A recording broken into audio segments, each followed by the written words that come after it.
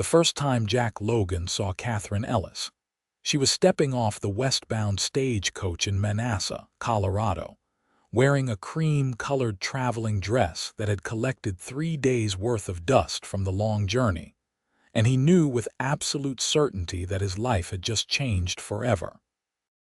It was late September of 1883, and the afternoon sun cast long shadows across the main street of the small cattle town nestled in the San Luis Valley.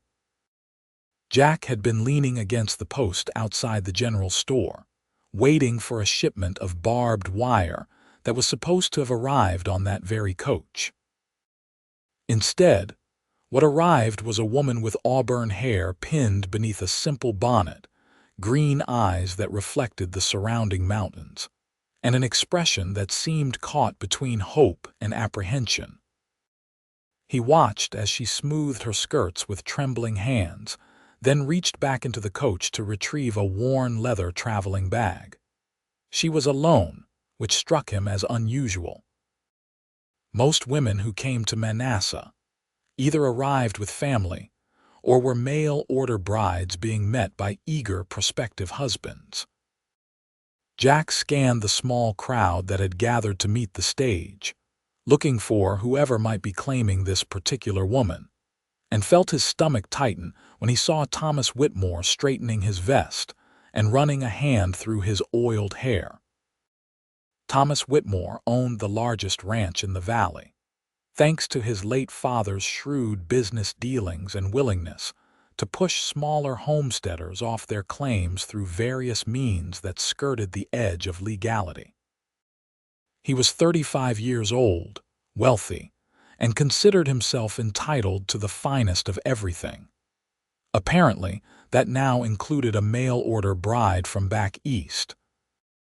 Jack had worked for Whitmore once, 3 years ago, and had quit after watching the man beat a horse nearly to death for throwing him during a demonstration of his riding prowess. The horse had been skittish because Whitmore had been using spurs that were far too sharp, digging them into the animal's sides with unnecessary cruelty. Jack had intervened, taken a punch to the jaw for his troubles, and ridden off the Whitmore ranch with his belongings and his integrity intact. Now he watched as Whitmore approached the woman, and Jack found himself unable to look away or move from his position. Something rooted him to that spot, some instinct that told him he needed to witness this moment, needed to be present for whatever was about to unfold. Miss Katherine Ellis. Whitmore's voice carried across the dusty street, smooth and practiced. The woman turned, and Jack saw her expression shift into something carefully neutral. Mr. Whitmore, the very same. Whitmore took her hand without asking and brought it to his lips in a gesture that was meant to seem gentlemanly but struck Jack as possessive. Welcome to Manassa. I trust your journey was not too arduous. It was long, Katherine said, gently extracting her hand from his grasp. But I am grateful to have arrived safely. Of course, of course. Whitmore gestured toward a polished black carriage waiting nearby. I have accommodations arranged for you at the boarding house. Mrs. Henderson runs a respectable establishment. You will stay there until our wedding next month. I thought that would give you time to settle in, get to know the town, and prepare yourself for your new role as mistress of the Whitmore Ranch. Jack noticed the slight stiffening of Katherine's shoulders, the way her grip tightened on her traveling bag. Most mail-order brides would be relieved, even excited, to hear about the arrangements that had been made for their comfort. Katherine Ellis looked like a prisoner being told about her cell. That is very generous, she said, her voice steady despite what Jack suspected were considerable nerves. I appreciate your thoughtfulness. Whitmore took her bag and began leading her toward the carriage. Jack finally forced himself to move, stepping off the boardwalk and heading toward the stage to inquire about his wire shipment. But his eyes kept drifting back to the woman in the cream dress as she climbed into Whitmore's carriage, and when she glanced back over her shoulder just before ducking inside, Her gaze met his for a brief, electric moment. In that instant, Jack saw something in her eyes that made his chest constrict with an emotion he could not quite name. It was not fear exactly, but rather a kind of desperate determination, as though she were steeling herself for something she knew would be difficult, but had no choice but to endure. Then the moment passed. The carriage door closed and Whitmore climbed up beside the driver, snapping the reins with more force than was necessary. Pretty thing, is she not? Old Pete, who ran the livery stable, had sidled up next to Jack, watching the carriage roll away. Whitmore has been bragging about her for weeks. Says she comes from a good family back in Philadelphia. Apparently, her father died and left debts. She had two choices: become a governess for some distant relatives who would work her to the bone, or answer Whitmore's advertisement for a wife. Guess she figured being a rich man's wife was the better option. Jack felt something dark and angry stir in his chest. How do you know all that? Whitmore is not exactly discreet. He has been telling anyone who will listen about his educated Eastern bride. Says she speaks French and plays the piano. Going to add some culture to his ranch house, he says. Culture, Jack repeated, the word tasting bitter. That what he is calling it? Pete gave him a shrewd look. You got something against Whitmore marrying? I've got something against Whitmore, period. You know what kind of man he is, Pete. I know he has money and power in this valley, and I know better than to speak against him too loudly. Pete's voice dropped. But between you and me, I would not wish his company on any woman, no matter how desperate her circumstances. That man has got a mean streak wider than the Rio Grande. Jack said nothing, but as he collected his wire shipment and loaded it onto his wagon, he could not stop thinking about Katherine Ellis and the trapped look in her eyes. He told himself it was none of his business. Women married men they barely knew all the time out here in the West. It was practical, even necessary in many cases. The frontier needed women, and women back east needed stability and protection. That Katherine had chosen this path was her own affair. But as he drove his wagon back toward his small ranch on the northern edge of the valley, Jack could not shake the image of her face from his mind. There was something about her, something beyond her obvious beauty, that had struck him with the force of a lightning bolt. He had seen plenty of pretty women in his 31 years. He had even courted a few, though nothing had ever come of it. His ranch was small, his prospects modest, and he was not the type to make grand promises or sweep women off their feet with flowery words. What he could offer was honesty, hard work, and a gentle hand with both animals and people. His ranch was not much, just 160 acres that he had claimed through the Homestead Act, a small cabin he had built himself, and a growing herd of cattle that he hoped would provide a decent living in another few years. It was not the kind of setup that would impress a woman like Katherine Ellis, who was accustomed to city life and, according to Pete's gossip, had been raised in comfort before her father's death. Still, as night fell and Jack sat on the porch of his cabin watching the stars emerge above the Sangre de Cristo Mountains, he found himself thinking about what it might be like to have a woman like that sharing his simple life. Not the riches or the social status, just the woman herself, the intelligence he had glimpsed in her eyes, the quiet strength in the way she had held herself despite her obvious discomfort. He shook his head, disgusted with himself. She was engaged to another man, had come all this way to marry Thomas Whitmore, and it was pure foolishness to entertain even a passing fantasy about her. Jack Logan was many things, but he was not a man who interfered in other people's arrangements. He believed in honoring commitments and keeping his word, and in respecting boundaries. Yet sleep was a long time coming that night, and when it finally arrived, his dreams were filled with green eyes and auburn hair, and the ghost of a connection that had lasted no more than a heartbeat. Katherine lay awake in the small but clean room at Mrs. Henderson's boarding house, listening to the unfamiliar sounds of the Colorado night. Back in Philadelphia, she had been accustomed to the rumble of carriages on cobblestones, the distant whistles of trains, the general hum of city life. Here, there was only the wind moving through the cottonwood trees outside her window, the occasional bark of a dog, and the vast, almost oppressive silence of the open spaces that surrounded this tiny town. She had known it would be different. She had tried to prepare herself during the long journey west, but nothing could have quite prepared her for the reality of how far she was from everything she had known, from the world in which she had been raised. Her father's death 6 months ago had shattered that world completely.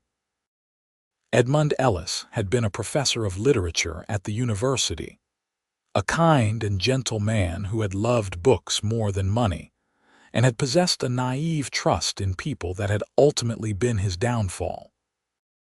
He had co-signed a loan for a colleague, a supposed friend who had then disappeared, leaving Edmund responsible for a debt that far exceeded his modest means. The stress had taken its toll. Her father had died of a heart attack in his study, surrounded by the books he loved, and Katherine had found herself alone with nothing but those books and debts she had no way to pay. The house had been sold, the furnishings auctioned, and even then, there had not been enough to cover what was owed. Her mother had died when Katherine was 12, so there had been no family close by to turn to. Her father's brother lived in Boston with his large family, and had made it clear in his letter that, while he would provide Katherine with a position as governess to his 6 children, it would be a working position with minimal compensation. She would be family in name only, little better than a servant. The other option had been the advertisement she had found in the newspaper, placed by a wealthy rancher in Colorado seeking a well-educated wife. Thomas Whitmore's letter had been persuasive. He had described his prosperous ranch, his position as one of the leading citizens of the valley, and his desire for a refined woman to share his life. He had offered security, comfort, and the promise of a position of respect in the community.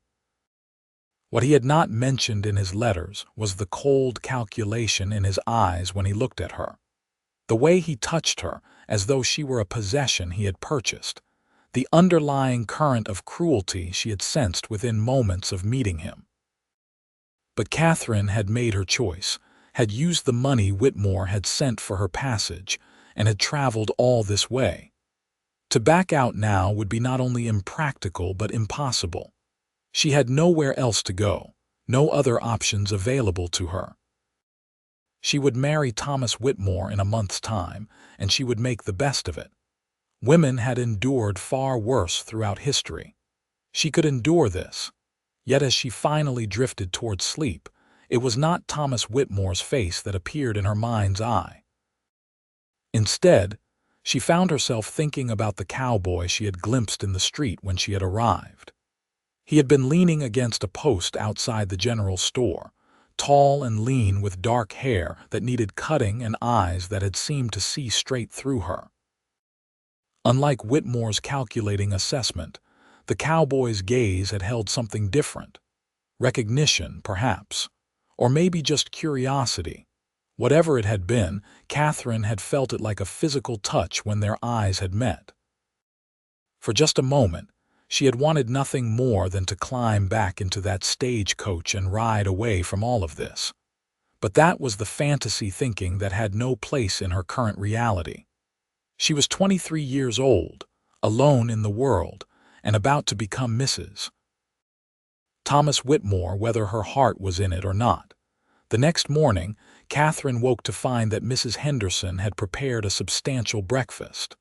The landlady was a stout woman in her 50s with kind eyes and a no-nonsense manner. "You will need to keep your strength up, Mrs. Henderson said as she set down a plate of eggs, bacon, and fresh biscuits. The altitude here takes some getting used to. We are nearly 8,000 feet above sea level. You might find yourself getting short of breath at first. Thank you, Katherine said, genuinely grateful for the woman's kindness. Everyone here has been so welcoming. Manassa is a good town, for all its rough edges, Mrs. Henderson said, pouring coffee. Mostly Mormon settlers, though we have got folks of all kinds. The valley is beautiful, the land is fertile when you can get water to it, and people generally look after one another. She paused, seeming to choose her next words carefully. Mr. Whitmore is a powerful man in these parts. Katherine heard the unspoken caution in those words. I understand. Do you? Mrs. Henderson's eyes were shrewd. Forgive an old woman for speaking plainly, dear, but you do not look like a woman in love. You look like someone facing down an unpleasant duty. Katherine's throat tightened. I appreciate Mr. Whitmore's offer of marriage. Not many men would be willing to take on a woman in my circumstances. That is not what I asked. Mrs. Henderson sat down across from her. I have seen a lot in my years, and I have learned that money and security are not everything. A hard life with a good man is better than a comfortable life with a bad one. But I have already accepted his proposal. I used his money to come here. I cannot simply change my mind now. That would be dishonorable. And what about marrying a man you do not love? Is that more honorable? Katherine had no answer for that. She looked down at her plate, her appetite suddenly gone. Mrs. Henderson reached across and patted her hand. I am not saying you should run away, child. I am just saying that you have got a month before that wedding. A lot can happen in a month. Keep your eyes open and your mind clear. That is all I am suggesting. After breakfast, Katherine decided to explore the town. Manassa was small, just a handful of streets with wooden buildings that still looked new despite several years of weathering. There was the general store, a church, a schoolhouse, the livery stable, a saloon, and a few other establishments. The mountains rose in the distance on all sides, creating a valley that felt both protected and isolated. She was walking past the general store when she heard a commotion. A young boy, perhaps 7 or 8 years old, had apparently spooked a horse tied outside. The animal was rearing and pulling against its lead, eyes rolling white with panic. People were backing away, shouting conflicting advice, and the boy had frozen in fear directly in the horse's path. Before Katherine could think, she dropped her small handbag and ran forward. Growing up, she had spent summers on her uncle's farm before he had moved to Boston, and she had always been comfortable around animals. She grabbed the boy and pulled him back just as the horse's hooves came down where he had been standing. Then she stepped in close to the panicked animal, speaking in a low, calm voice. Easy now, she murmured, reaching slowly for the lead rope. Nobody is going to hurt you. You are all right. Easy. The horse stamped and tossed its head, but Katherine kept her voice steady, her movements slow and deliberate. She had learned long ago that horses responded to confidence and calm. Gradually, the animal's panic subsided. Its breathing slowed and it stopped pulling against the rope. Katherine continued speaking softly, running her hand along its neck until it was standing relatively still. That was either very brave or very foolish. Katherine turned to find the cowboy from yesterday standing a few feet away. Up close, he was even more striking than she had realized. He was probably in his early 30s, with sun-weathered skin and lines around his eyes that suggested he smiled often. At the moment, however, his expression was serious. The boy was in danger, Katherine said simply, and you could have been killed. But there was admiration in his voice rather than censure. He approached the horse, which had now calmed considerably, and checked it over with practiced hands. No harm done. Good thing you knew what you were doing. My uncle had a farm. I spent time around horses when I was younger." The boy's mother had rushed up and was clutching her son, checking him for injuries while simultaneously scolding him for not being more careful. The crowd was beginning to disperse, the excitement over. The cowboy turned back to Katherine. "I am Jack Logan. I've got a ranch north of here." "Katherine Ellis." She hesitated, then added, "I am here to marry Thomas Whitmore." Something flickered across Jack's face, too quick for her to read. "I know, the whole town knows." He paused. "I worked for Whitmore once, a few years back." "Did you?" Katherine felt her pulse quicken. "What was that like?" Jack seemed to weigh his words carefully. "I am not one to speak ill of any man, especially to his intended bride. Let us just say that Mr. Whitmore and I did not see eye to eye on certain matters, and I chose to move on." "What matters?" "How to treat animals. How to treat people who work for you. How to conduct business with integrity." Jack's voice was quiet but firm. "Like I said, I would rather not speak out of turn." "But you already have," Katherine said. She knew she should end this conversation, should distance herself from this man and his obvious disapproval of her future husband. But there was something about Jack Logan that made her want to keep talking to him, to hear more of what he had to say. "If you have concerns about Mr. Whitmore's character, would it not be kinder to tell me now rather than let me discover them after we are married?" Jack looked at her for a long moment. "You are already engaged. You have already come all this way. What good would it do for me to give you doubts? Either you will marry him despite them, which would just make you more unhappy, or you would not marry him and find yourself stranded here with no prospects. I do not see how my opinion helps you either way." He was right, of course. Katherine knew he was right. But she found herself saying, "Perhaps I would rather know the truth than live in ignorance." "The truth is complicated, Miss Ellis. Whitmore is not a simple villain. He is a businessman who believes the end justifies the means. He wants success and is willing to bend the rules to get it. He is not patient with weakness in people or in animals. He has a temper, though he is usually smart enough to control it in public, and he believes that because he has money and position, he is entitled to certain considerations that other men are not." Jack took a breath. "But he is also one of the most successful ranchers in the valley. He provides employment for a lot of men. He has money to give you security and comfort. And for all I know, he might make you a fine husband. People can be different with their wives than they are in business." "But you do not believe that," Katherine said softly. "No, madam, I do not." They stood in silence for a moment, the morning sun warm on Katherine's shoulders, the sounds of the town continuing around them. She knew she should thank him for his honesty and walk away. Instead, she found herself asking, "What about you, Mr. Logan? What sort of man are you?" He seemed surprised by the question.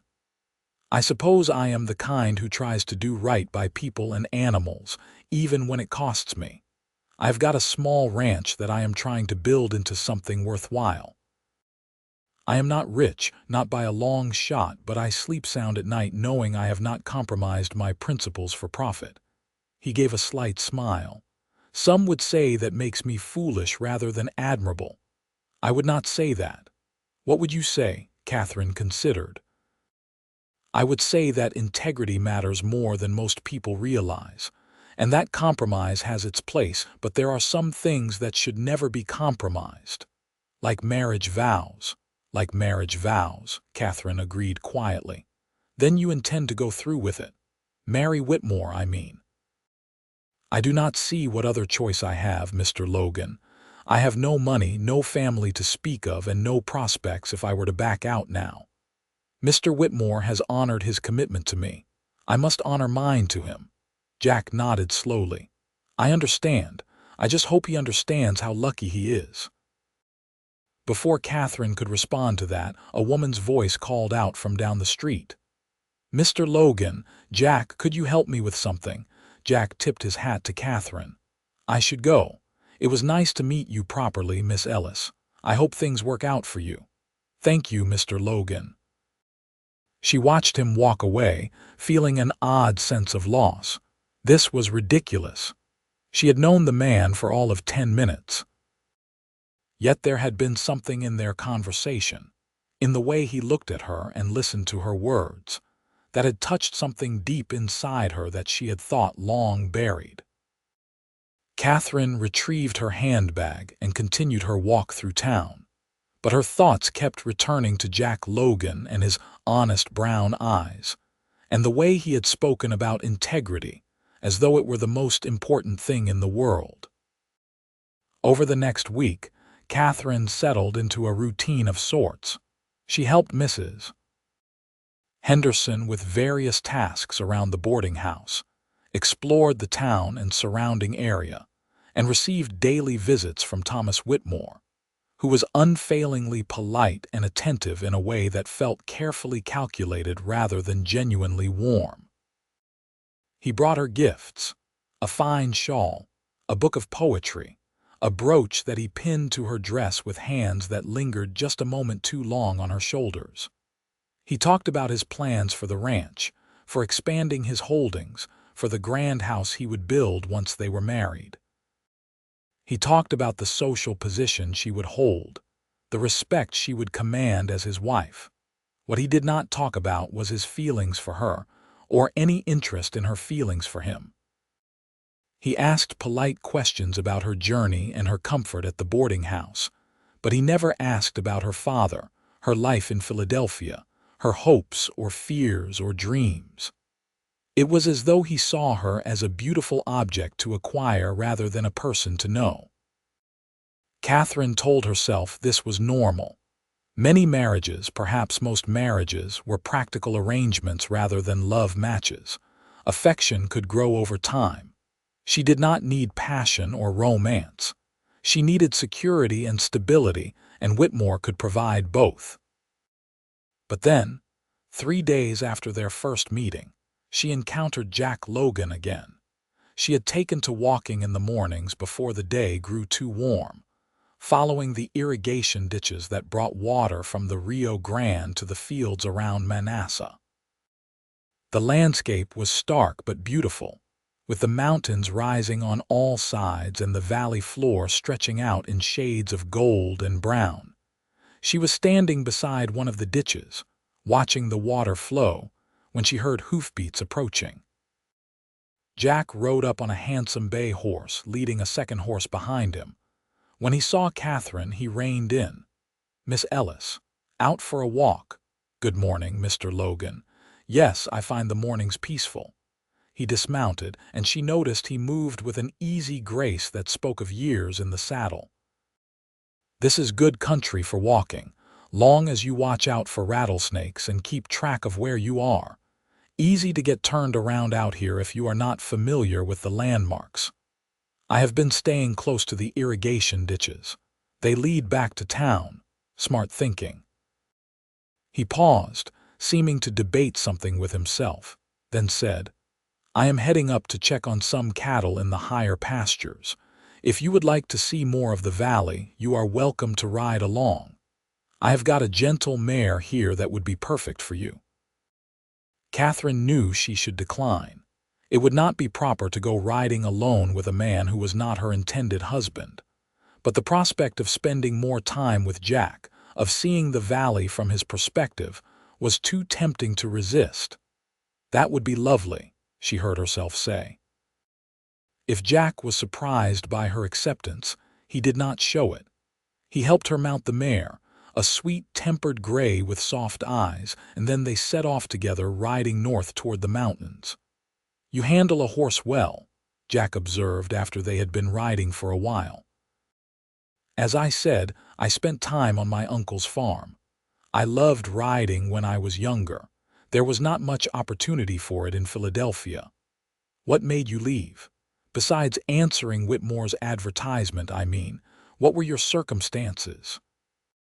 Katherine found herself telling him about her father's death, the debts, the impossible choices she had faced. Jack listened without interrupting, his expression thoughtful. When she finished, he said quietly, That must have been incredibly difficult, losing your father and your home all at once. It was, but many people face worse hardships. I am fortunate that Mr. Whitmore made his offer. Are you trying to convince me or yourself? The question was gentle but piercing. Katherine did not answer immediately. They had reached a rise that overlooked the valley, and Jack stopped to let the horses rest. The view was breathtaking, the morning light painting the mountains in shades of purple and gold. I suppose both, Katherine admitted. I keep telling myself that I am making the right choice, that security and comfort are more important than romantic notions of love. But then, I wonder if I am just being practical or if I am being cowardly. There is nothing cowardly about doing what you need to do to survive. Is that what you think I am doing? Surviving? Jack was quiet for a moment. I think you are a woman who has been dealt a difficult hand and is playing it the best way you know how, but I also think you deserve more than just survival. You deserve someone who sees you, really sees you, and values who you are rather than what you represent. And you think Mr. Whitmore does not. I think Thomas Whitmore sees you as an acquisition.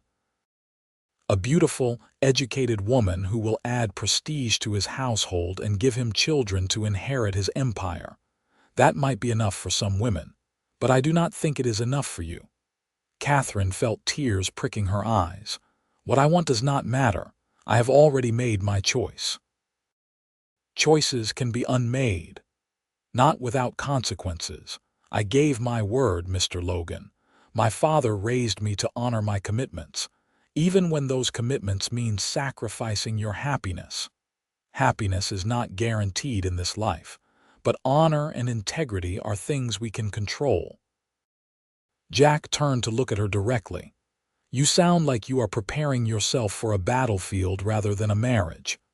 Perhaps that is what marriage is, a different kind of battle. It should not be. Jack's voice was passionate now. Marriage should be a partnership. Two people choosing each other, supporting each other, building a life together. It should not be a transaction where one person holds all the power and the other just endures. You speak as though you have experience with happy marriages. My parents were married for 30 years before my mother passed. They worked hard, they struggled, they did not always agree on everything, but they loved each other. You could see it in the way they looked at each other, the way they moved around each other like two halves of a whole. Jack's expression softened with memory. That is what marriage should be, not what Whitmore is offering you. Katherine felt something crack inside her chest. Then I will never have that, because I cannot back out of this engagement and I will not shame myself by failing to honor my word. They rode back toward town in silence, but it was not an uncomfortable silence. Katherine felt as though something important had shifted between them, some understanding that went beyond words. When they reached the outskirts of Manassa, Jack helped her dismount. Thank you for the ride, Katherine said. It was kind of you to show me the valley. It was my pleasure, Miss Ellis. Jack hesitated, then added, if you ever need anything at all, my ranch is about 5 miles north of here, the small cabin with the red door. Anyone in town can give you directions. Why would I need to come to your ranch? I do not know. I just want you to know that the option is there. If things ever become difficult, if you ever need help, I am here. Katherine felt warmth spread through her chest despite the cool morning air. That is very kind, but I am sure everything will be fine. Jack nodded, though his eyes suggested he did not quite believe her. I am sure you are right. Take care of yourself, Miss Ellis. She watched him ride away, then made her way back to the boarding house, her mind spinning with thoughts she could not quite organize. Mrs. Henderson took one look at her face when she entered and said nothing, just poured her a cup of tea and left her alone with her thoughts. That night, Thomas Whitmore came to call. He sat in Mrs. Henderson's parlor with his hat balanced on his knee, talking about the wedding preparations he had begun making. "I have ordered a dress from Denver," he said. "White silk with lace, the finest money can buy. And I have arranged for the church to be decorated with flowers brought in from Colorado Springs. This wedding will be an event that the whole valley remembers." "That is very generous," Katherine said, feeling numb. She kept comparing Whitmore's calculated planning to the easy warmth of her conversation with Jack, and the comparison was not favorable. "I want everyone to see that Thomas Whitmore knows how to do things properly. My wife will want for nothing." He reached over and took her hand, his grip firm to the point of discomfort. "You are going to make me very happy, Katherine. You are exactly what I need." "Not what I want," Katherine noticed. "What I need," as though she were a tool or a piece of equipment necessary for his plans. "I hope I can fulfill your expectations," she said carefully. "Oh, you will. I have very specific expectations, and I am confident you will meet them. You are intelligent enough to learn what is required, and you seem biddable enough to follow direction." He smiled, clearly meaning it as a compliment. Katherine felt cold despite the warm evening. This was what her life would be: following his directions, meeting his expectations, being the perfect ornament for his household. The thought made her want to run screaming into the night. But she had nowhere to run to, and she had given her word. After Whitmore left, Mrs. Henderson came to sit with her. "You look like you have seen a ghost." "Perhaps I have. The ghost of the future that awaits me. It is not too late to change your mind, dear." "Yes, it is. I have accepted his proposal, his money. I owe him this." "You do not owe any man your life, Katherine. Marriage is supposed to be a choice, not a debt to be paid." Katherine thought of what Jack had said about his parents, about two halves of a whole. What if I can never have what I really want? What if my only choices are between hardship alone and comfort with a man I do not love? "There are always more choices than we think," Mrs. Henderson said gently. "But sometimes we have to be brave enough to see them." The next 2 weeks passed in a blur of wedding preparations and mounting dread. Katherine went through the motions, smiling when expected to smile, thanking Whitmore for his gifts and his attentiveness, all while feeling as though she were watching herself from a great distance. She saw Jack only twice during that time. Once when he came into town for supplies and tipped his hat to her from across the street, his eyes full of unspoken questions. And once when she deliberately walked out to the northern edge of town, hoping she might encounter him, and found him mending a fence line. They had talked for nearly an hour that day, standing on opposite sides of the fence he was repairing. They talked about books, about the land, about their childhoods and their dreams. Jack had wanted to be a veterinarian when he was young, he told her, but there had been no money for that kind of education. So he had learned about animals through experience, and he treated them with the care and respect that had drawn him to the profession in the first place. Katherine told him about her father's love of literature, about the summer evenings spent reading poetry together, about her own secret desire to write someday, though she had never shared that ambition with anyone. "You should write," Jack said. "You have a way with words. I can hear it when you talk. Women do not really have careers as writers, not often anyway. Some do. Why not you?" It was such a simple question, but it struck Katherine to her core. Why not her? What was stopping her except her own fear and society's expectations? "Perhaps someday," she said, though she could not imagine when that someday might come. As they talked, the sun had moved across the sky, and Katherine realized with a start that she had been gone for hours. "I should get back. Mr. Whitmore is supposed to come by this evening." Jack's expression had closed off at the mention of Whitmore's name. "Of course, I should not have kept you so long. You did not keep me. I wanted to stay." The words came out more intense than Katherine had intended, and she saw Jack's eyes widen slightly. "I mean, it was a pleasant conversation." I enjoyed it. So did I. Jack set down his tools and walked around the fence to stand closer to her. Miss Ellis, Catherine, I need to say something, and I am going to say it even though I have no right to.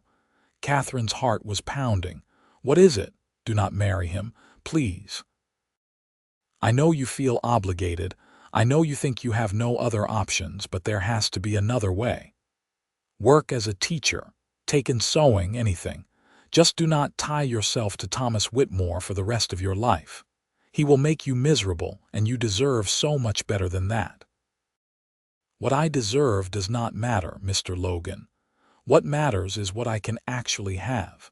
And teaching positions do not appear out of nowhere. I have no references, no connections here. Mr. Whitmore offered me security when I had nothing.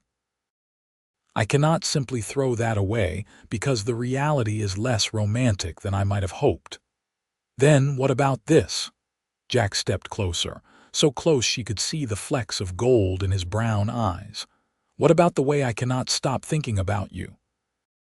What about the way you look at me like I am the only thing that makes sense in this whole confusing situation? What about the fact that I am pretty sure you feel something for me too, even if you will not admit it? Catherine's breath caught. Mr. Logan, I cannot or will not. His voice was rough with emotion. Because there is a difference, Catherine. If you do not feel anything for me, if I am imagining this connection between us, then tell me now and I will leave you alone. But if you feel even a fraction of what I feel, then you owe it to both of us to at least acknowledge it before you marry another man. Catherine felt tears spilling down her cheeks. Of course I feel something for you. How could I not? You are kind and honest, and you see me as a person rather than a possession. When I am with you, I feel like I can breathe for the first time since my father died. But feeling something does not change my circumstances. It just makes them harder to bear. Jack reached up and gently wiped a tear from her cheek, his touch sending shivers through her entire body. It does not have to be this way. You could choose differently. Choose me instead. And what would you offer me, Mr. Logan? A small ranch that barely makes ends meet. A cabin with one room, a life of constant struggle and hardship. I'm not so naive as to think that love conquers all. No, but it is a start. And yes, my ranch is small now, but it is growing. In a few years, I could provide you with a decent life.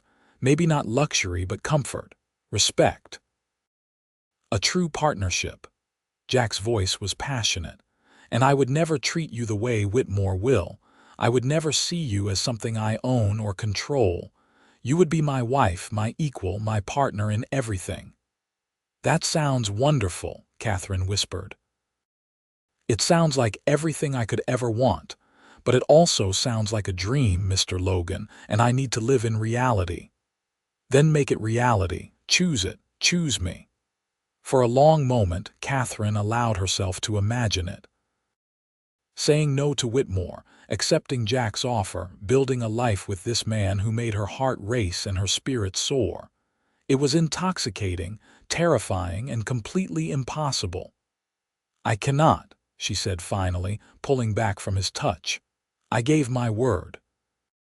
Whatever my feelings might be, I cannot go back on that. It would be dishonorable. And marrying a man you do not love while feeling this way about me, that is honorable. It is necessary. Goodbye, Mr. Logan. Please do not make this harder than it already is. She had turned and walked away then, refusing to look back even though every fiber of her being wanted to run back into his arms and say yes to everything he was offering. But she kept walking, kept moving forward toward the life she had chosen, even as her heart was breaking with every step. That had been 5 days ago. Now, with only 2 weeks left until the wedding, Catherine felt as though she were walking through a nightmare. She could not eat, could barely sleep, and spent her days moving through the motions of her life like a ghost haunting her own existence. Mrs. Henderson had stopped trying to convince her to change her mind and instead just provided quiet support. The landlady seemed to understand that Katherine had to come to her own decisions in her own time. The decision came, finally, on a Saturday afternoon when Thomas Whitmore invited Katherine to visit his ranch for the first time. He sent a carriage to collect her, driven by a weathered cowhand who did not meet her eyes when he helped her climb aboard. The Whitmore ranch was impressive by any standard. The house was large and well appointed, with a wide porch and glass windows that must have cost a fortune to transport from Denver or even further east.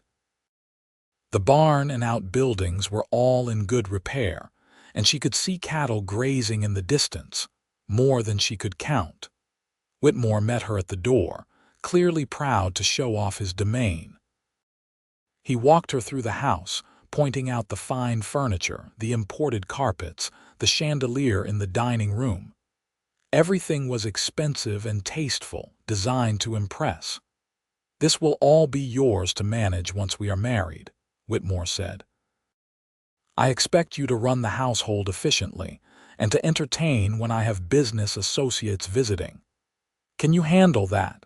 "I believe so," Katherine said, feeling more like she was interviewing for a position than preparing to become someone's wife.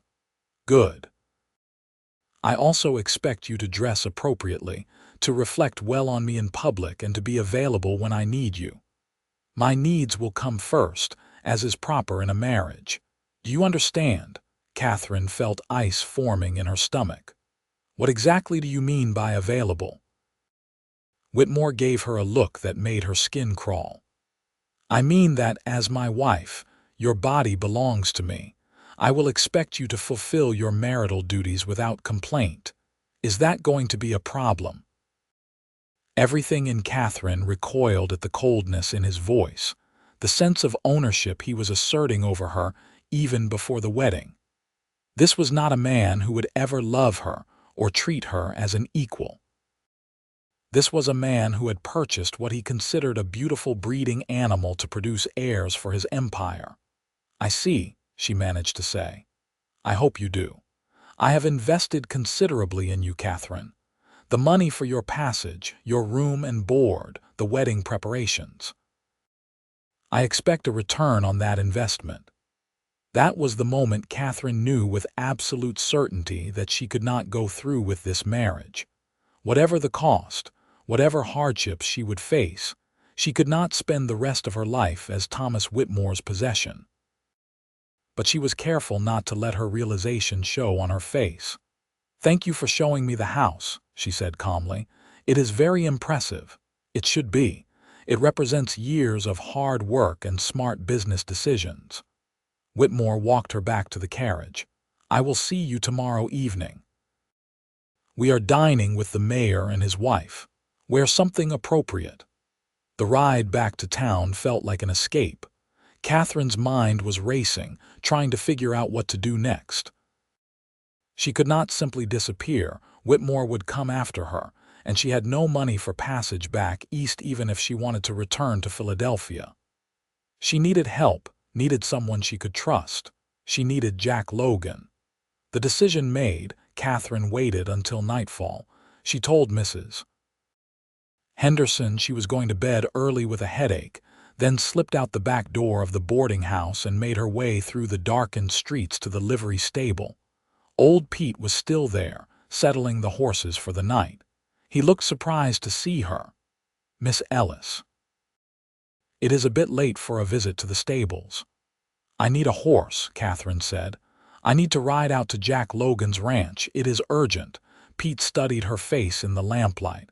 "Does this have something to do with your wedding to Whitmore?" "Everything and nothing. Please, Pete.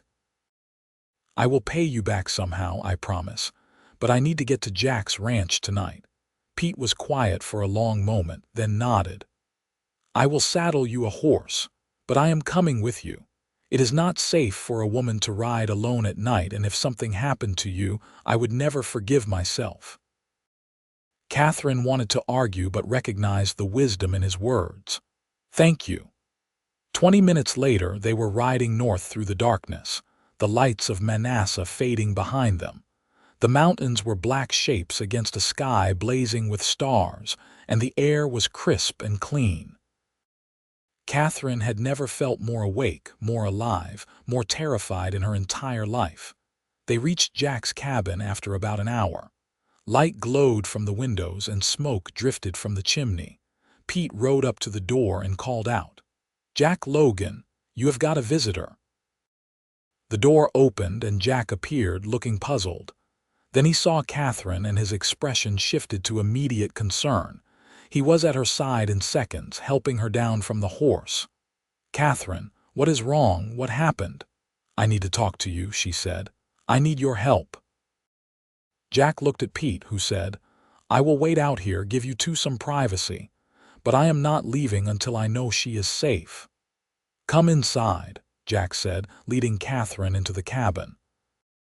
It was small, as she had known it would be, just one main room with a fireplace, a table, a bed in the corner, and basic furnishings. But it was clean and warm and felt more like a home than Whitmore's mansion ever could. Jack pulled out a chair for her, then knelt beside her so their faces were level. "Tell me what happened." Katherine took a shaking breath and told him about the visit to the ranch, about Whitmore's cold assessment of what he expected from their marriage, about the way he had spoken of her as an investment rather than a person. "I cannot marry him," she said when she had finished. "I know I said I had to honor my commitment. I know I said I had no other choice, but Jack, I cannot do it. I will die if I have to spend my life with that man. I will disappear, piece by piece, until there is nothing left of who I am." Jack took her hands in his grip warm and steady. "Then you will not marry him. We will figure something else out. But I have nowhere to go. No money, no prospects. Whitmore will demand repayment of everything he spent on me, and I have no way to pay him back. He could have me arrested, or at the very least, he could make sure no one in this town or valley will help me. He could try," Jack said, his voice taking on a hard edge, "but he would have to go through me first. I cannot ask you to put yourself at risk for me. You are not asking. I am offering." Jack stood and began pacing the small cabin, clearly thinking. "Here is what we are going to do. Tomorrow, you are going to tell Whitmore the engagement is off. Tell him you realized you cannot go through with the marriage. Be apologetic if you want, but be firm. I will be there with you when you do it. He will be furious. He might become violent. That is why I will be there, and we will do it in public in town where witnesses can see. Whitmore is too worried about his reputation to make a scene in front of the whole town." Jack knelt beside her again. "After that, you have two choices. You can stay at Mrs. Henderson's and look for work here in Manassa. I will help you any way I can. Or what?" Jack met her eyes and she saw vulnerability there and hope and something deeper that made her breath catch. "Or you can marry me instead. Not because you owe me anything, not out of desperation or necessity, but because we have something real between us. I have known you less than a month, Katherine, but I am more certain of my feelings for you than I have ever been about anything in my life. I love you. And if you will have me, if you feel even a fraction of what I feel, then I will spend the rest of my life making you happy." Katherine felt tears streaming down her face. "Jack, I feel everything you feel. I think I started falling in love with you the moment I saw you in the street that first day. But I cannot marry you just to escape from Whitmore. That would not be fair to you. Then do not marry me to escape from him. Marry me because you want to build a life with me, because you love me too." Jack's voice was rough with emotion. "I know I cannot offer you much. This cabin is small, my ranch is still struggling, and life with me will have challenges. But I swear to you, Katherine, I will spend every day showing you what real love looks like, what real partnership means. You will never be a possession to me. You will be everything." Katherine looked into his eyes and saw her future. Not the comfortable, suffocating future that Whitmore offered, but a real future full of love and hard work and genuine partnership. It was terrifying and exhilarating and absolutely right. "Yes," she whispered. "Yes, I will marry you." Jack pulled her into his arms, holding her close. Katherine felt safe for the first time since her father had died, felt like she had finally found her way home. "We should do it right away," Jack said. "Tomorrow, after you break the engagement with Whitmore. We will go to the church and have the Reverend marry us immediately. That way, Whitmore cannot claim any legal right to you or try to prevent you from making your own choice." "Will the Reverend agree to that? Reverend Matthews is a good man. He will understand." Jack pulled back to look at her face. "Are you sure about this, Katherine? Are you absolutely certain?" "I am more certain about this than I have ever been about anything." They talked for another hour, making plans, discussing what would happen the next day. Pete eventually came to the door, checking on them, and nodded with satisfaction when he saw Katherine's face. "I take it things are sorted out?" the old man asked. "They are," Jack said. "Katherine is not going to marry Whitmore. She's going to marry me instead." Pete grinned. "About time someone stood up to that man. I will help any way I can." They rode back to Manassa together, all three of them, and Pete dropped Katherine off at the boarding house with a promise to keep their conversation confidential until she had a chance to speak to Whitmore. Mrs. Henderson was waiting up, worry creasing her face. But when Katherine told her what had happened, what she had decided, the landlady broke into a wide smile. "Oh, thank the Lord. I was so worried you were going to go through with marrying that awful man. Jack Logan is a good choice, dear. You will be happy with him." "I know," Katherine said, and the certainty of it filled her with warmth. The next morning, Katherine dressed carefully in her best dress and arranged her hair. She felt surprisingly calm, as though the decision had settled something fundamental inside her. She knew the coming conversation would be difficult, potentially dangerous, but she also knew that Jack would be there, and that gave her courage. She met Jack in front of the general store at 10 o'clock as planned. He was dressed in clean clothes, his hair neatly combed, and he took her hand with a reassuring squeeze. "Ready?" he asked. "Ready." They walked together to the restaurant where Whitmore took most of his meals. Sure enough, he was there, sitting at his usual table, eating breakfast and reading a newspaper that had come in on yesterday's stage. He looked up when they approached, his expression shifting from surprise to displeasure when he saw Jack beside Katherine. "Katherine, what is the meaning of this? And Logan, what are you doing with my fiancé?" "That is what we need to discuss," Katherine said, keeping her voice steady. "Mr. Whitmore, I cannot marry you. I am grateful for your offer and for the assistance you have provided, but I realize now that we would not suit. I am breaking our engagement." Whitmore's face flushed dark red. He stood abruptly, his chair scraping against the wooden floor. "You are doing what?" "I am ending our engagement. I will find a way to repay you for the expenses you have incurred, but I cannot marry you." "You certainly can, and you will." Whitmore's voice was cold and hard. "We have an agreement. You used my money to come here, and now you will fulfill your obligation." "Marriage is not an obligation that can be enforced," Jack said quietly. "Katherine has the right to change her mind." Whitmore's eyes swung to Jack with open hostility. "I should have known you would be behind this. You have always been jealous of what I have, Logan, always trying to undermine me." "This has nothing to do with you and me," Jack said. "This is about Katherine's choice. And she has chosen not to marry you. She does not get to choose, not after taking my money after making a commitment. I will sue her for breach of contract. I will have the law on my side." "Then take me to court," Katherine said, feeling braver now. "I would rather face a lawsuit than spend my life with a man who sees me as property."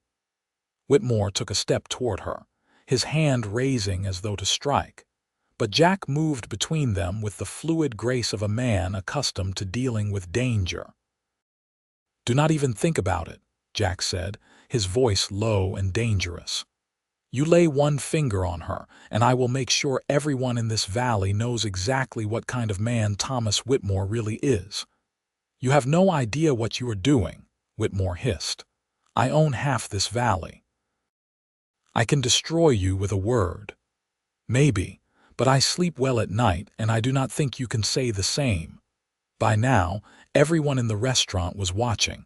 The story would be all over town within the hour. Whitmore seemed to realize this, and slowly his expression shifted from rage to cold calculation. Very well, he said. Break the engagement if you must. But Katherine, you will repay every cent I spent on you. Your passage here, your room and board, the wedding preparations. I estimated at around $300. Do you have $300? Katherine's heart sank. No, but I will find a way. I will pay it, Jack said. Whitmore laughed, a harsh, ugly sound. You can barely keep your little ranch afloat. Where would you get $300? I have savings, and I own my land outright. I will pay Katherine's debt to you. Jack, no, Katherine said. That is your future, your security. I cannot let you. It is done, Jack said firmly. Whitmore, I will have your money within the week. You will consider Katherine's obligation to you paid in full, and you will leave her alone from this moment forward. Agreed. Whitmore's eyes were ice. Agreed. But understand this, both of you. You are making enemies of me today. That is not a smart move in this valley. I will take my chances, Jack said. They left the restaurant together, Katherine's heart pounding with a mixture of relief and guilt. Jack, I cannot let you pay that much money for me. That is everything you have been working toward. It is worth it. You are worth it. Jack squeezed her hand. Besides, I have been meaning to sell some cattle anyway, and money grows back. Opportunities for happiness do not come along every day. They walked to the church, where Reverend Matthews was preparing for the Sunday service the next day. When Jack explained the situation, the Reverend listened carefully, then turned to Katherine. Miss Ellis, I need to ask you this directly. Are you choosing to marry Mr. Logan of your own free will without coercion or undue pressure? I am, Katherine said firmly. I love him, Reverend. And I want to spend my life with him. And you understand that marriage is a sacred commitment, not to be entered into lightly. I do. I understand that better now than I ever have. The Reverend nodded. Then I will be happy to perform the ceremony. Do you have witnesses, Mrs. Henderson and old Pete, who had been waiting outside, came forward. Both were beaming. We would be honored, Mrs. Henderson said. The ceremony was simple and quick, but it was filled with more genuine emotion than any elaborate wedding could have contained. Katherine and Jack spoke their vows in clear, steady voices, promising to love and cherish each other through whatever challenges lay ahead. When the Reverend pronounced them husband and wife and told Jack he could kiss his bride, Katherine felt tears of joy streaming down her face. Their first kiss as husband and wife was tender and full of promise. When they finally pulled apart, both were smiling. I love you, Mrs. Logan, Jack whispered. I love you too, Katherine replied, and the truth of those words resonated through her entire being. They spent their wedding night at Jack's cabin, which would now be Katherine's home as well. Jack had made an effort to tidy up, and there were wildflowers in a jar on the table. It is not much, he said, suddenly seeming shy, but we will make it better together. It is perfect, Katherine said, and she meant it. The cabin might be small and simple, but it represented freedom and love and a genuine partnership. That made it more valuable than any mansion. They consummated their marriage with tenderness and passion, learning each other's bodies, building the physical connection that would complement the emotional bond they had already formed. Afterward, lying in Jack's arms, Katherine felt peace settle over her like a warm blanket. No regrets. Jack asked, running his fingers through her hair, Not even one, Katherine said. For the first time since my father died, I feel like I am exactly where I am supposed to be. The next few months brought challenges, as they both had known they would. True to his word, Jack sold a portion of his cattle herd to pay off Katherine's debt to Whitmore. The money was delivered through the Reverend, who served as intermediary, and Whitmore accepted it without comment. But the rancher did not forget or forgive. He used his influence to make things difficult for Jack when he could, convincing some suppliers not to do business with him, spreading rumors designed to damage his reputation. It made life harder, but it did not break them. Katherine proved to be far more capable than she had imagined. She learned to cook on the wood stove, to tend the chickens Jack kept, to help with the ranch work when needed. She also discovered that Manassa needed a teacher, the previous school teacher having left to get married. Despite Whitmore's objections, the town council hired her based on her education and the strong recommendation of Mrs. Henderson and Reverend Matthews. Teaching gave Katherine both income and purpose. She loved working with the children, loved sharing her passion for literature and learning. The money she earned helped them get through the first winter, supplementing what Jack made from the ranch. Through it all, their love deepened.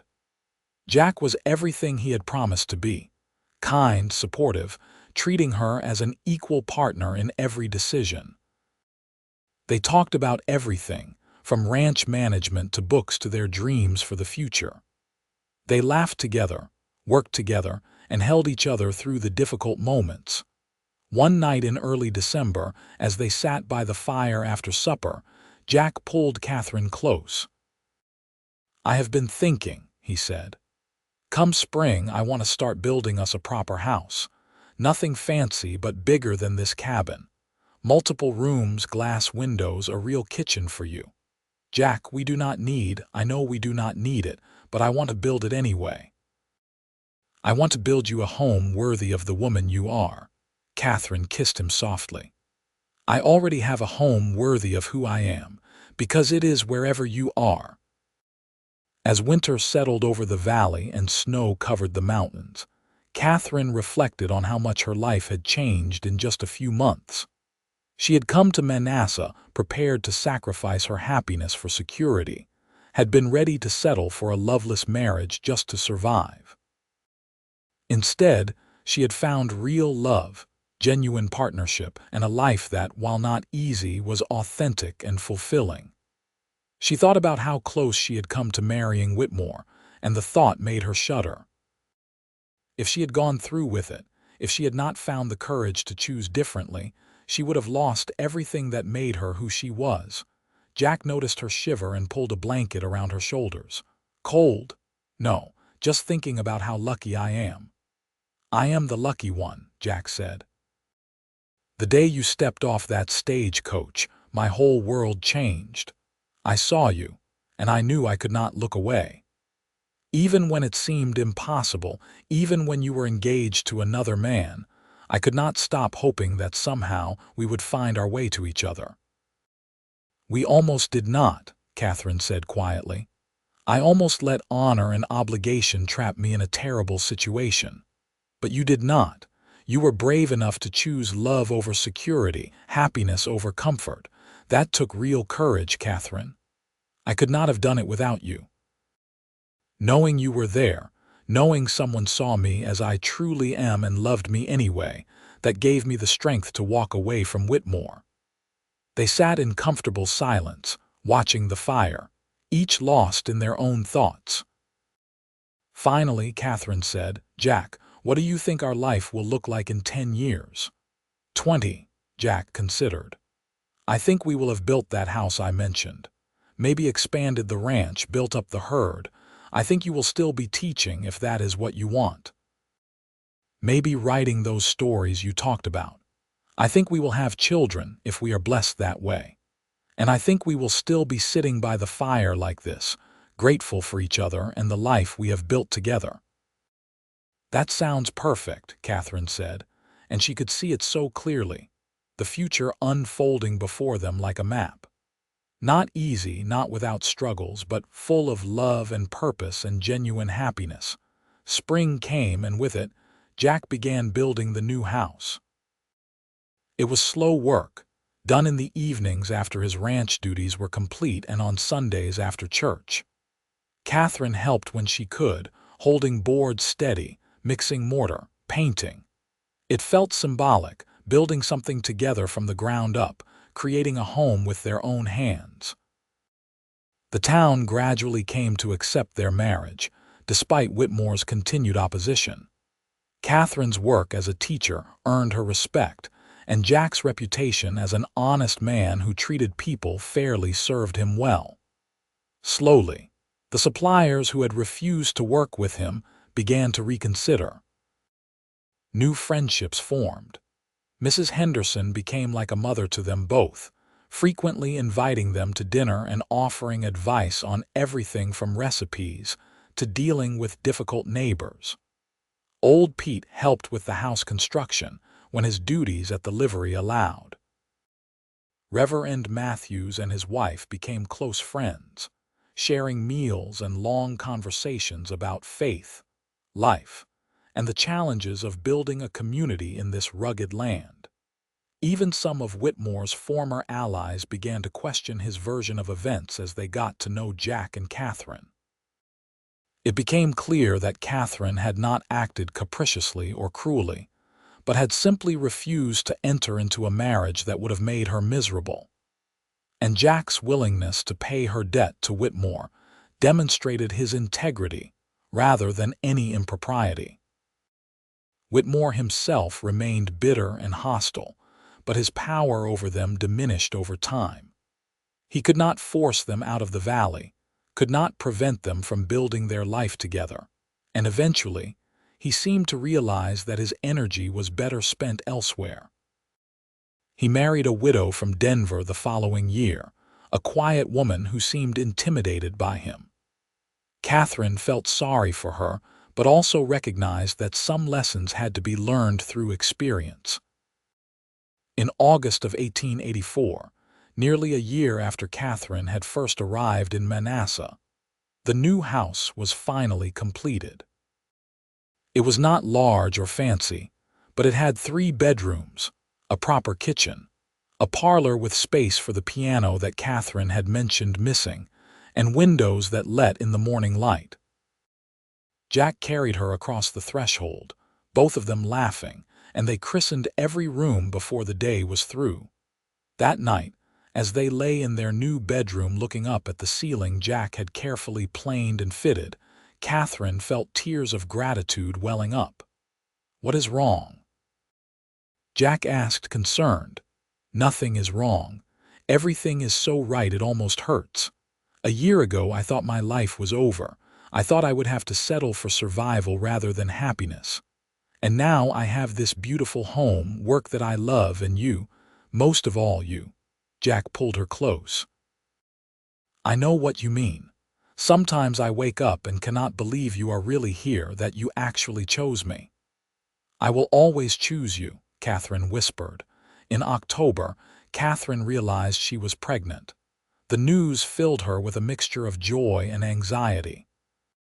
Childbirth was dangerous, especially out here where medical care was limited. But Jack's excitement was infectious, and they spent the winter preparing, fixing up one of the bedrooms as a nursery, knitting baby clothes by the fire, making plans. Their son was born in June of 1885, delivered by Mrs. Henderson, who had experience as a midwife. The labor was long and difficult, but when Katherine finally held her baby boy in her arms, she felt a love so profound it took her breath away. They named him Edmund after her father, with Jack as his middle name. Little Edmund had his father's dark hair and his mother's green eyes, and from the start, he was a sweet-tempered child who rarely fussed. Jack was a devoted father, rising in the night to walk with Edmund when he cried, singing him soft songs, making toys for him as he grew. Katherine watched her husband with their son, and fell even more deeply in love with him, seeing the gentleness and patience he showed this tiny human they had created together. Life settled into a rhythm.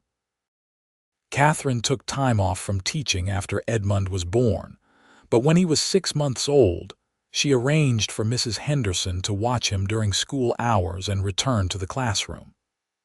The extra income helped, and Katherine loved her work too much to give it up entirely. The ranch continued to grow slowly but steadily. Jack was never going to be as wealthy as Whitmore, but they had enough. Enough food, enough warmth, enough security, and more than enough love. More children followed. A daughter, Clara, was born in 1887, with auburn hair like her mother and a fierce independence that showed itself from infancy. Then another son, James, in 1889, who was quiet and thoughtful like Katherine's father had been. The house that had seemed so spacious when it was just Katherine and Jack became cozy with 3 children, and Jack began planning an addition. But before he could start building, something unexpected happened. Thomas Whitmore died. The news came in the winter of 1890. He had been out checking his cattle during a blizzard and had apparently become disoriented. By the time his men found him, he had frozen to death. He was 41 years old. Katherine felt a complex mixture of emotions at the news. She had long since stopped fearing Whitmore, had built a life that he could not touch or diminish. But she also recognized that he had been a profoundly unhappy man, seeking satisfaction through wealth and power because he did not know how to find it through genuine human connection. What surprised everyone was Whitmore's will. He left most of his estate to his wife, as expected, but he also left a substantial sum of money to establish a school in Manassa. The will specifically stated that Katherine Logan should be the first headmistress if she was willing to accept the position. "I do not understand," Katherine said to Jack when the lawyer read them the relevant portion of the will. "Why would he do that?" "Maybe because he recognized your talent as a teacher, even if he could not admit it while he was alive," Jack suggested. "Or maybe it was his way of acknowledging that you made the right choice in leaving him." Katherine thought about it for a long time before accepting the position. It felt strange to benefit from Whitmore's estate after everything that had happened. But the money would allow them to build a real school building, to hire additional teachers, to provide education for all the children in the valley who needed it. It would be a genuine contribution to the community, and Katherine could not refuse that opportunity based on old grievances. The school was built over the following year and opened in the fall of 1891. It was a handsome building with 2 classrooms, a small library, and space for community gatherings. Katherine hired 2 young women fresh from teacher training in Denver to assist her, and together they created an educational program that served nearly 50 students. Jack was immensely proud of her, bragging to anyone who would listen about his wife, the headmistress. Katherine would laugh and tell him to stop, but secretly, she loved his pride in her accomplishments. Their children grew. Edmund showed an early interest in animals and spent every free moment following his father around the ranch, learning the cattle business from the ground up. Clara was fascinated by books and reading, often helping her mother prepare lessons for the younger students. James was quiet and artistic, filling notebooks with drawings of the mountains, the animals, the people around him. As the century turned and they entered the 1900s, Katherine sometimes reflected on the long, winding path that had brought her to this life. She was now in her 40s, her auburn hair touched with gray, her face showing the lines of a life well lived. Jack was graying too, his body showing the wear of decades of ranch work, but he was still strong, still gentle, still the man she had fallen in love with all those years ago. They had built something remarkable together. Not just the physical structures of their home and the school, but a family, a community standing, a legacy of integrity and love that would outlast them both. One evening in the summer of 1902, Katherine and Jack sat on the porch of their home watching the sunset paint the mountains in shades of gold and purple. The children were grown now. Edmund was 21 and helping run the ranch full-time. Clara was 15 and talking about going to Denver for teacher training. And James was 13, still finding his way in the world. "You ever regret it?" Katherine asked suddenly. "Taking on my debt to Whitmore, marrying a woman you barely knew, all the struggles we have faced." Jack turned to look at her, his expression gentle. "Not for a single moment. You are the best thing that ever happened to me, Katherine. From the moment I saw you step off that stagecoach, I knew my life would never be the same. And I was right. You made me braver, made me better, gave me a reason to build something lasting. I feel the same way about you. You saved me, Jack. Not just from a bad marriage, but from a life where I would have slowly disappeared. You saw me when I felt invisible. You loved me when I felt unlovable. You gave me a home and a family and a purpose." Jack took her hand, the gesture as natural now as breathing after nearly 20 years of marriage. "We saved each other. That is what love is supposed to do." They sat in comfortable silence, hands clasped, watching the day fade into night. Katherine thought about the young woman she had been when she first arrived in Manassa, scared and alone and resigned to a loveless marriage. She thought about the courage it had taken to change course, to choose love over security, to trust in Jack's promise of partnership and respect. It had not always been easy. There had been lean years and harsh winters, childhood illnesses that had terrified them both, community prejudices to overcome, and the constant challenge of building a life from scratch in this rugged land. But through it all, they had faced everything together, two halves of a whole, just as Jack had once described his parents' marriage. "What are you thinking about?"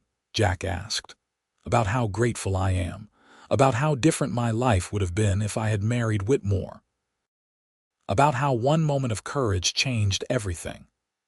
"Several moments of courage," Jack corrected gently. "You were brave when you got on that stagecoach knowing you were traveling toward an uncertain future. You were brave when you admitted to yourself that you could not marry Whitmore. You were brave when you rode out to my ranch that night to ask for help. And you have been brave every day since, building this life with me, facing challenges head-on, never backing down from what is right." Katherine felt tears prick her eyes. "You have always seen the best in me. Because the best is what you have always shown me." As the stars began to emerge in the darkening sky, Katherine thought about the future that still lay ahead. Edmund would probably take over the ranch eventually, maybe marry and have children of his own. Clara would become a teacher, carrying on her mother's legacy of education. James would find his own path, whatever that might be. And Katherine and Jack would grow old together, grandparents eventually, watching their family tree branch and grow. It was a good life, a full life, the life she had been meant to live all along. She had just needed to find the courage to claim it, and needed Jack Logan to show her that love was not a luxury but a necessity, not a weakness but a strength. "I love you," she said, the words as essential now as they had been when she first spoke them all those years ago. "I love you too," Jack replied. "Always have, always will." They stayed on the porch until the night grew cool, then went inside to the home they had built together, to the life they had created through courage and love and unwavering commitment to each other. And as Katherine lay in bed that night, Jack's arm draped over her waist, his breath warm against her neck, she sent a silent prayer of thanksgiving for the day she had stepped off that stagecoach and into the life she was always meant to live. The years continued to unfold with a gentle predictability that Katherine had once craved, but never thought she would actually achieve. Edmund married a sweet girl from a neighboring ranch in 1904, and by 1906, Katherine and Jack had 2 grandchildren to dote on. Clara did indeed go to Denver for teacher training, and returned to teach at the school her mother had built, working alongside Katherine and bringing fresh energy and new ideas to their educational programs. James surprised everyone by showing a talent for veterinary work. He apprenticed with a doctor in Alamosa and eventually set up his own practice, serving the ranches and farms throughout the valley. Jack was particularly proud of this, remembering his own youthful dream of becoming a veterinarian. As the years passed, Jack's ranch became one of the most respected in the valley, known not for its size but for its quality. Jack had a reputation for raising healthy cattle and treating his employees fairly. When he finally needed to hire help regularly as he got older, the men who worked for him were loyal and hardworking, drawn by his integrity and kindness. Katherine continued teaching until 1910, when she was 50 years old. She retired not because she had to, but because she wanted time to pursue other interests, particularly the writing she had always dreamed of doing. She began working on a memoir of her journey west and her early years in Colorado, capturing the history of Manassa and the people who had built it. The manuscript took her 3 years to complete, and when it was published by a small press in Denver in 1913, it became a modest success. Copies were sold throughout Colorado, and even in parts of the East, where people were fascinated by stories of frontier life and the strong women who had helped civilize the West. Jack read the manuscript before it was published, and when he reached the chapters about their courtship and marriage, Katherine saw tears in his eyes. "You made it sound like a romance novel," he said, half laughing, half crying. "It was a romance. It is a romance. We are still living it." By 1915, they were in their 60s, older but still active. The ranch was now primarily run by Edmund and his family, though Jack still helped out when he could. Katherine spent her days writing, tending her garden and visiting with her grandchildren, who now numbered 5. They celebrated their 30th anniversary that year, and the whole community turned out for the party that Edmund and Clara organized. It was held at the school Katherine had built, with food and music and dancing. Katherine wore a new dress in deep green that Jack said matched her eyes perfectly, and Jack wore his best suit, the one he had been married in all those years ago. As they danced together in the center of the room, surrounded by family and friends, Katherine looked up at her husband and saw the young cowboy who had refused to look away, when a frightened young woman had stepped off a stagecoach 32 years earlier. "What would you say to that young man who saw me that first day?" Katherine asked. "If you could go back and talk to him," Jack thought for a moment. "I would tell him that trusting his instincts was the right choice, that the connection he felt in that moment was real and worth fighting for, and that the life ahead of him would be richer and fuller than he could possibly imagine, because he would be living it with the woman he loved." "And what would you say to me? To that scared young woman who did not know which way to turn, I would tell you to be brave, to trust yourself. To know that security without love is just a beautiful prison, and that real happiness is worth any risk." Jack pulled her closer as they swayed to the music. "And I would tell you that there is a cowboy who has already seen you, who will never look away, and who will spend his whole life making sure you never regret choosing him." Katherine felt tears streaming down her cheeks, but they were tears of joy. "I never have, not for one single day." The party continued late into the night, with stories and laughter and the warmth of community that Katherine had learned was the true wealth of life in Manassa. This small town in the San Luis Valley had become her home in every sense of the word. And these people, her family and neighbors and friends, had become the foundation of her happiness. As the years moved into the 1920s, life began to slow down for Katherine and Jack. They spent their days quietly, enjoying the simple pleasures that had always sustained them: morning coffee on the porch, long walks around the property, evenings reading together by the fire. Their children visited frequently, bringing grandchildren and, eventually, great-grandchildren. Jack's health began to fail in 1923. Nothing dramatic, just the gradual wearing down of a body that had worked hard for 7 decades. He developed a heart condition that made it difficult to do the physical labor he had once tackled so easily. Katherine nursed him with the same devotion he had always shown her, and they spent hours talking about their life together, remembering the good times, laughing over mistakes, marveling at how blessed they had been. "I have no regrets," Jack told her one evening as they sat watching another sunset. "I lived a good life, a meaningful life, and I got to spend it with you. A man could not ask for more than that." "You are not allowed to talk like you are leaving me," Katherine said, trying to keep her voice light despite her fear. "We have a bargain, remember. We are supposed to grow old together." "We have grown old together," Jack pointed out gently. "We have had 40 years, Katherine. 40 years of love and partnership and building something beautiful. That is more than most people ever get."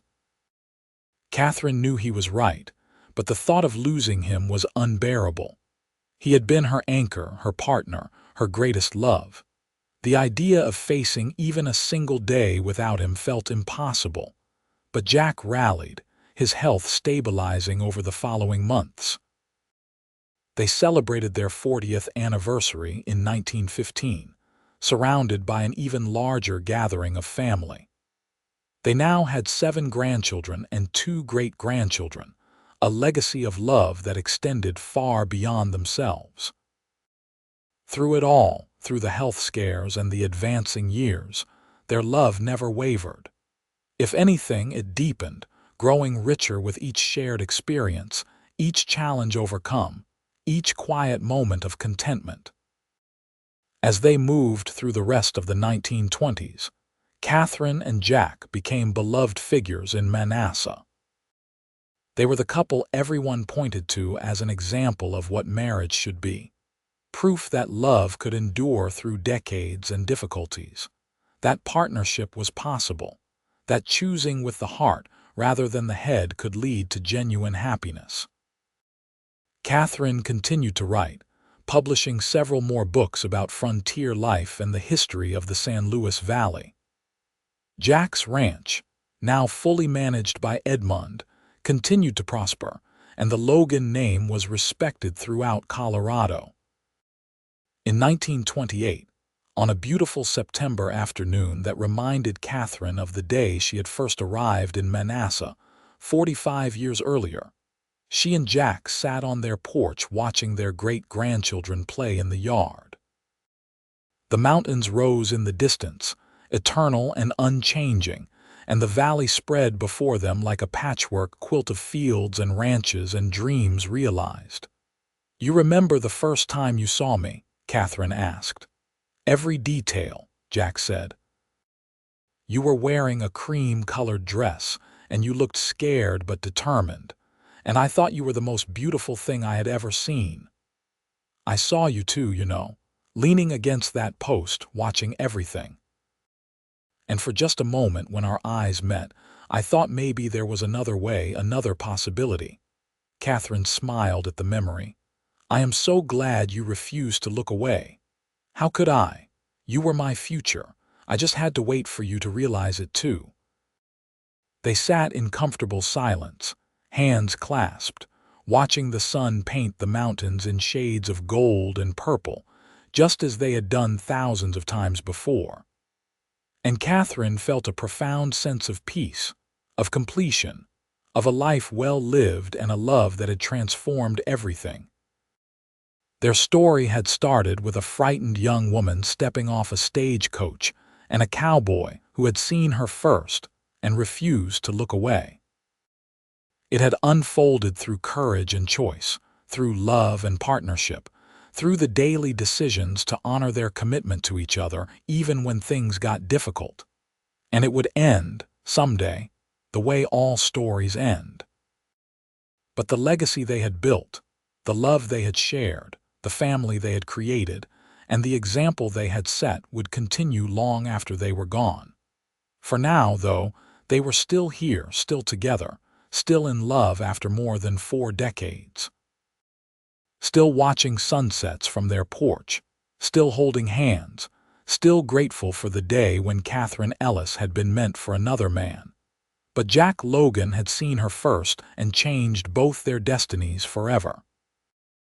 As the stars began to emerge in the darkening sky, Katherine leaned against Jack's shoulder and whispered, "Thank you for refusing to look away." "Thank you for being worth looking at," Jack replied, kissing the top of her head. "And for choosing me when you could have chosen security." "I chose both," Katherine said. "Real security is not about money or mansions. It is about having someone who will stand beside you through everything. You gave me that. You gave me everything that truly matters." They stayed on the porch until the night grew cool and the grandchildren had been called inside. Then they went into their home, the one they had built together with their own hands and filled with decades of love and laughter.